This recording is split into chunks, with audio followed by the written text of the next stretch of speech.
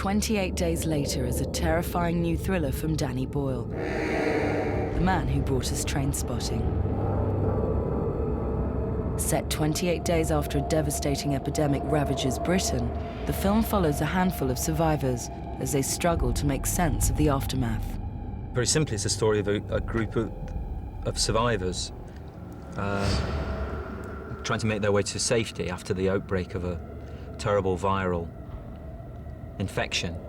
It gives people this incurable disease which fills their veins and blood with pure rage, and it turns them into these infected people. And then eventually, everything just stops, and there's only so many people left. No! No! But how far from reality, though, is the premise of 28 Days Later? And how protected are we from a new killer pandemic?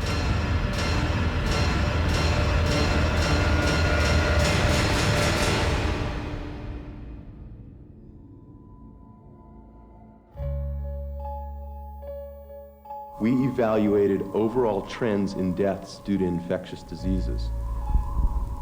Looked at in this way, infectious diseases haven't gone away. They have increased as a cause of death in recent years after decades of decline. The threat to us at the moment from infectious diseases is probably as big as it's ever been and getting worse. The threat of infection to human mortality on a worldwide scale is still very great. We have to anticipate that there will be a major pandemic at some stage. There will be many deaths associated with that. I remember actually when I was at secondary school and my teacher was saying that, we shouldn't worry about global warming or any of these things. She said you should worry about viruses, and that, for some reason, has always stayed with me. There's something very interesting happened while we were filming. There were two German scientists who created a totally synthetic polio virus, but they got all the material off the web. This is the new fear, isn't it? Even in weapons of mass destruction, what everybody's really worried about is the anthrax, smallpox, those kind of things. Infectious diseases are indeed the new paranoia that's striking Western society. It is this fear of invisible threats to you, just something there in the air, waiting to strike. If you forget about a disease and consider it beaten, then the organism will take the opportunities which you increasingly offer it.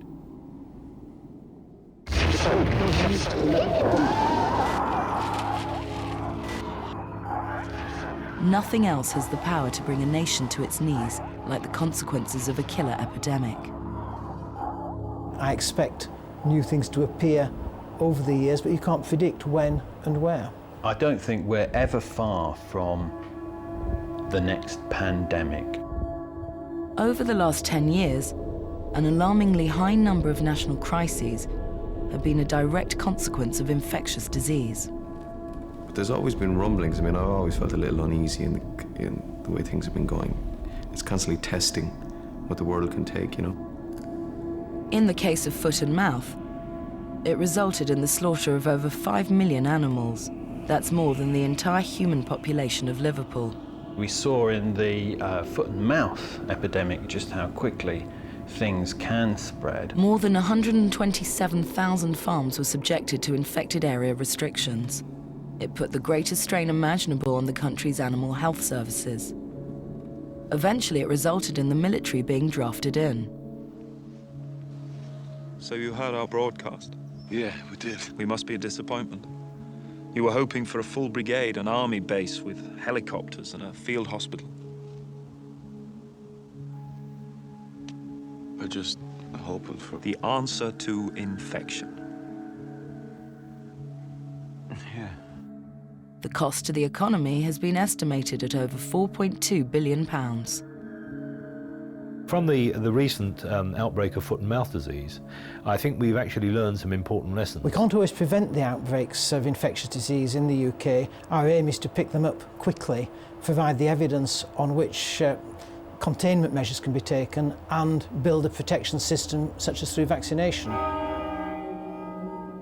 If an illness can spread so quickly and have such an effect on the nation's livestock, surely it's not just the animals that are at risk. We need to take very seriously the possible threat of diseases moving from animals to us. It's now been almost incontrovertibly established that the virus which causes HIV in us came from monkeys. One concern that is high in people's minds is the ability of some organisms to transfer from animals to people and cause serious disease. There are over 400 known pathogens that can already transmit from animals to people.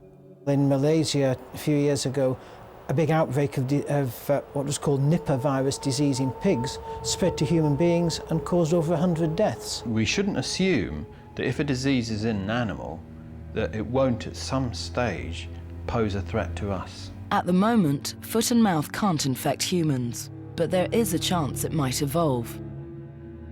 Like a family. Do you think they're infected? No. Look at variant CJD, you know, the human form of mad cow disease. Where was that 30 years ago? It didn't exist. There are concerns that new diseases do arise and will arise. That's the whole nature of evolution. Got some bad news. Increased mobility is one huge factor in that. Much more international travel than we've ever had before. The day before the TV and radio stopped broadcasting, there were reports of infection in Paris and New York. You didn't hear anything more after that. Infection knows no boundaries, no man-made boundaries between countries, so there has to be international collaboration in tracking the spread of infectious diseases. But in the very nature of evolution, new ones will evolve or change and be able to cause disease. We have to be ready to deal with them. What about the government? What are they doing? There's no government. Of course there's a government. There's always a government. They're in a bunker or a plane. The notion that we can put our faith in institutions and forget about them is what the danger is. We saw a little bit of that with the BSE thing, and you know, they couldn't cope. The notion that you can say, well, I have a gun there, so that means I'm safe, is a nonsense. The answer to infection is here. If it's a recording, for all we know, the soldiers who made it are dead. It's possible, yeah. And that stuff about the answer to infection, I mean, there is no answer to infection. It's already done pretty much all the damage it can. Maybe they have a cure. Maybe they've got nothing at all. Well, the only way to find out is to reach them. We could die trying, Frank. In the last year of the 20th century, communicable diseases accounted for an estimated 25% of deaths worldwide.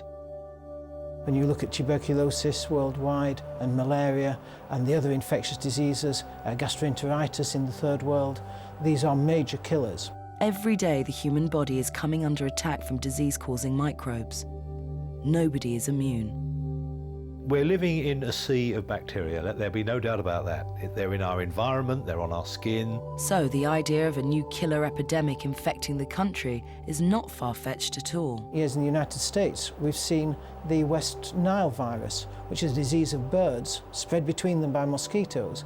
But if those mosquitoes happen to bite people, they can transmit the virus to people who get an encephalitis. But it would be, I think, very unfortunate if people didn't sensibly think, if there is an outbreak that suddenly strikes the place, well, let's follow certain simple rules. Because if something like this were to happen, like scares or biological warfare, that's what you see happening. I see this panic, you know? And what you get in this film is the remnants of panic. I looked down and I was standing on all these people, like a carpet, people who had fallen, and somewhere in the crowd they were infected. It spread fast. It's not so much a question of will it happen, but when will it happen? Just as the Darwinian principles of survival of the fittest and evolution are accepted for mammals, then the same is happening at a much smaller level for bacteria. And that whenever they're put under intolerable pressure, as they may be by the common use of an antibiotic, for example, then they will pretty rapidly find a way round it. Only travel during daylight, unless you got no choice. So what is the virus that wipes out the population of London in 28 days later? Scientists are experimenting and trying to find a cure for rage, kind of like a suppressant drug, like Valium for depression or whatever, very roughly. And it goes wrong. I know who you are. I know what you think you're doing. You don't want to get hurt. Keep your mouth shut and don't move a muscle. The chimps are infected. They're highly contagious. They've been given an inhibitor. Infected with what? In order to cure, you must first understand. Infected with what? Rage.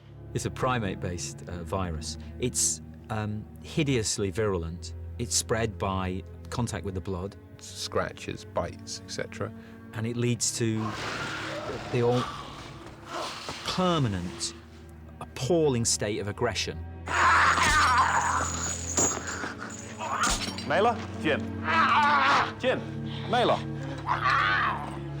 Got infected 2 days ago. Feel this incredible rage which blots out any other feeling at all, and rage manifests itself in just totally wanting to destroy another person, destroy buildings. It's just about complete destruction. Imagine yourself in your worst moment of road rage and multiply it by 1,000,000, and that's what these people are like. Opens up big philosophical things, that whether it's a very modern disease or whether it's always been with us. It's actually part of us, and all it's doing is bringing out something that we're all terribly, I'm afraid, capable of. If someone gets infected, you've got between 10 and 20 seconds to kill them. It might be your brother or your sister or your oldest friend. It makes no difference. And just so you know where you stand, if it happens to you, I'll do it in a heartbeat. We've fled this whole notion of rage and the modern malaise and the infection of it. And we come into something that's even more frightening, which is where that notion of survival hits base, and where it's every man for himself. The world is over, and it's just how you deal with continuing life. Do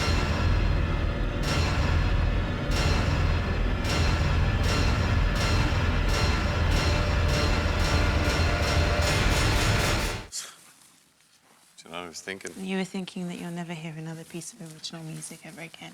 You'll never read a book that hasn't already been written, or see a film that hasn't already been shot.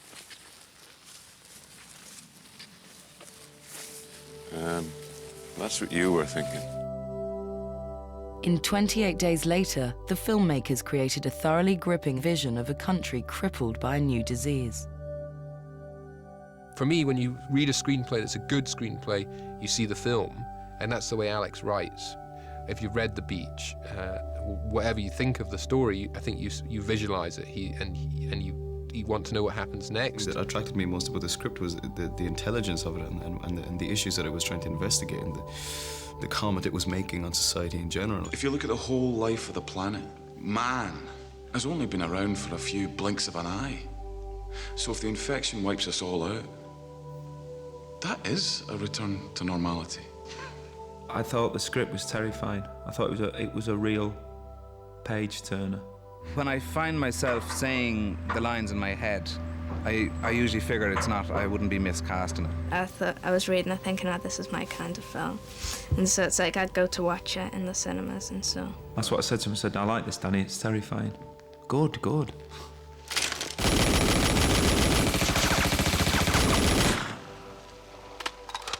In maintaining a realistic edge to the film, the filmmakers decided to use a cast of less familiar actors.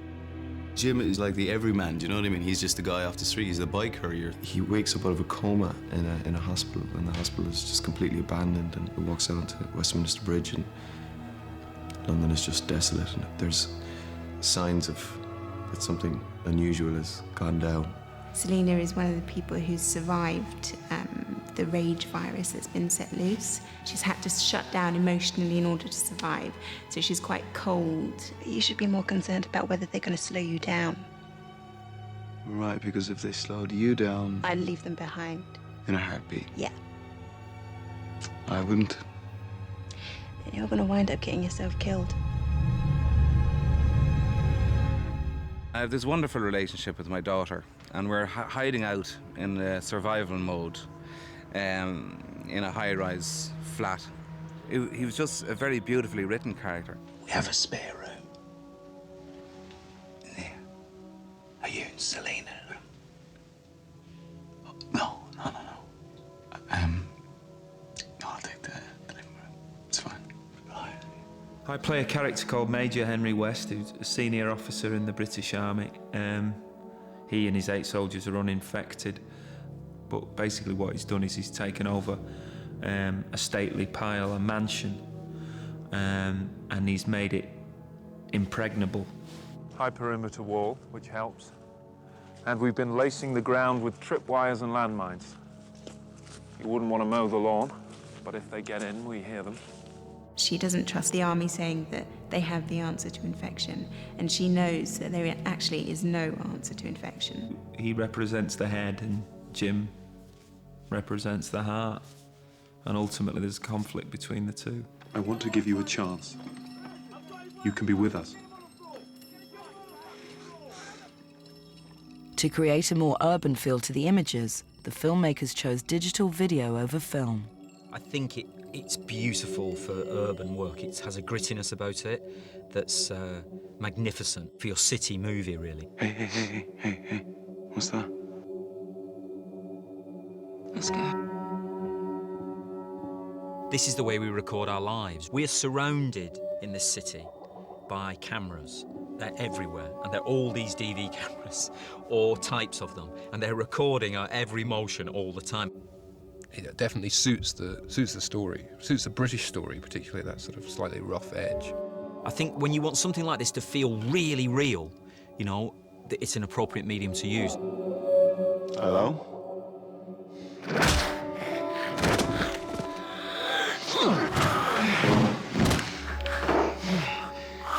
A few occasions, you know, you might just go, phew, and there's a camera there, so you have to be aware of it all the time, you know. But it's great because you can get so many different perspectives and you can do things that you can't do with big 35mm cameras. You can't just sort of wait for your single or for your close-up shot or whatever. You're always mindful there's at least 2 cameras on the go. Which you've got to be aware of as an actor, because you can sometimes think it's a wide and there's one stuck in there that is covering you very close. The film shows a post-apocalyptic landscape created in the aftermath of the epidemic. But creating a completely deserted vision of London was no easy task. We never would have shot that with film. The police were quite happy to assist us, and the councils to assist us doing it because we could do it so quickly. We could be ready to shoot in literally minutes. Walking around deserted London was a big buzz. It was action and you're in it, you know, and there was nothing there, and once you get into that space in your head, it was just fantastic, you know. What we tried to do was try and find kind of iconic images that, again, did the work of a huge, huge budget, you know? When you see the whole of Westminster Bridge and the embankment all closed for you, and the traffic stop and you can't hear anything, it's pretty exciting. The triumph of actually managing to make that look deserted, I think, is quite, you know, it's incredible. One of the problems with emptying London now is that, like, I think probably before dance music, you could have probably done it. But now, because of dance culture, of course, which has opened clubs, people are piling out of the clubs at dawn, you know, and they overlap with all the kind of people arriving to clean the offices. The filming also required an entire section of the M1 to be closed. I think they only gave us, was it 2 or 3 goes at it? So you don't have very much time, and so you're just under a great deal of pressure to kind of get this right. There was like windows where you have, like, I don't know, 3 or 4 minutes to get the shot where the traffic's held down the road. So it was brilliant, but it was a weird experience again to see a motorway of that size just empty. That was unbelievable. I thought that was quite chilling, actually, that set, with the motorway blocked off and a big sign for Manchester and desolation. Must be Manchester. The whole of Manchester, the whole city. When you do it for real, things happen, you know, actors are different, and it changes everything because suddenly it's there for the actors. They don't have to imagine that the traffic will be removed or that the dinosaur will be there. You know, it actually is there for them. The film also required a large team of makeup artists to create the infected look. We've been experiencing a lot of gore at the moment. A lot of gore. Lots of buckets of fake blood and gallons of spewy bile and edible vomit and all sorts of different variations on blood. But you become immune to it. I mean, you know, you'll be sitting down having your lunch, head to foot, and it's a bit surreal. You're sitting there and then there's just like an infected person walking past, or eating when they're like sitting next to you and wherever. Yeah, and it is very gruesome, very gruesome. I still got a bit of him in my teeth, look. Danny, he really likes all that stuff, doesn't he? Because he's behind the monitor, you know. And I thought, oh yeah, it's a sort of a recurring thing with Danny, this sort of ultra-violence. There's two kind of effects in the film, really, to try and create a kind of both a plausible world, i.e. a post-apocalyptic plausible world, and also an atmospheric world that has a strange atmosphere about it. The one that really got me was the rain, because rain is really makes things so difficult, because by the time you got the rain right and the light right and the angle so you could see the rain, and then trying to do the shot, you know, that was very difficult. We used the digital effects more to try and create an atmosphere, particular use of colours in the film. Because you're in a digital medium anyway, it's very responsive. You can actually play with the visual impact of the film in different ways. You know, there's a freedom to do that. Essential for the action sequences was a high level of fitness, and some of the cast endured military training. We had a 2-3 day boot camp where we did military exercises. It was an experience, to tell you that much. Yeah, it was. I'm used to staying indoors overnight and stuff like that. That didn't really work out. It was hard stuff, but I'm glad I did it. I'm glad I stuck it out because I think it's all showing on screen. And they're putting us right on the edge sometimes, right there, with the stuff that you're doing. There's a rule in the army that forces generally a leap and a bound. You should never be more than a leap and a bound away from your own personal weapon. And after 2 days, they're starting to get it, and you can see them getting nervous when they're a little bit further away from their own weapon. I used both the machine gun and then a mounted machine gun, which is I find pretty frightening, to be honest. You know, I didn't particularly get a buzz out of it. It's not something that I enjoyed, but you know, I can see why a certain sort of man may feel more potent. And then we had 2 days actually here on location, teaching them basic infantry skills, as well as the specific tasks that they all need to carry out in each individual scene. Learned a little bit how to move like a soldier, and obviously how to think like a soldier. Actors learn a lot more quickly than soldiers do, which is a great relief. Otherwise, we would have had to be here for 6 months before we did this. I do, you know, I use my imagination a lot of the time. That's what my job's about. 28 Days Later is proving a hard film to categorise. Action. Science fiction horror. Horror. Horror slasher. We sell it and present it, I think, as a horror movie. Disaster. One thing is certain. It's a warning for us as well as an entertainment, you know? The threat of new disease is increasing. As a society, we're being miles too careless with our medicine. We are definitely assuming that we can cure anything. And the human race should be on high alert. Are we safe in the first world from infectious diseases? Certainly not. I wouldn't say so. It's dark stuff, you know. My own belief is that we're not very close to a major pandemic occurring. But then, had you asked me 20 years ago, did I think that the advent of HIV was a likelihood, I would have given the same answer. But don't worry. You're quite safe here. The thing that's going to scare you or horrify you is a reality-based thing. If you want to go and be entertained, surely you will be by the film, but also if you want to go and have a think about it, you can too. It'll stimulate that, you know.